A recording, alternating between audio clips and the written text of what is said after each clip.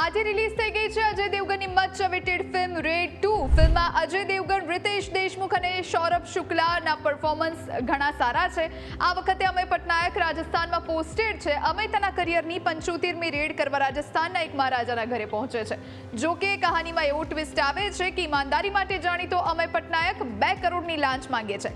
શું ખરેખર અમય ઈમાનદારી વેચી દે છે કે તે રેડ પૂરી કરે છે? તેના માટે તો તમારે થિયેટર સુધી જવું પડશે. અજયને ફરી એક વખત અમય પટનાયકના કિરદારમાં જોવાની મજા આવશે. યુનિફોર્મ વિનાના ઓફિસરની ભૂમિકામાં અજય જાનપુરી છે, તો સામે રિતેશ દેશમુખ પણ ફોર્મમાં છે અને અજય દેવગનને તેણે ટક્કર આપી છે. સૌરભ શુક્લા પણ ગઈ ફિલ્મની જેમ આ ફિલ્મમાં કમાલ કરી બતાવે છે. જો કે વાણી કપૂરનું ફિલ્મમાં હોવું કે ના હોવું એક સમાન છે.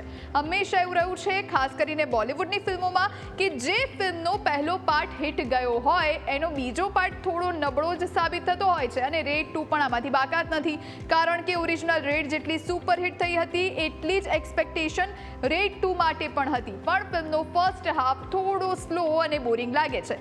જો કે ફિલ્મ ક્લાઇમેક્સ સુધી પહોંચે ત્યાં સુધી જકડી રાખે છે અને છેલ્લી 30 મિનિટ પાવર પેક્ડ એક્શનથી ભરપૂર છે.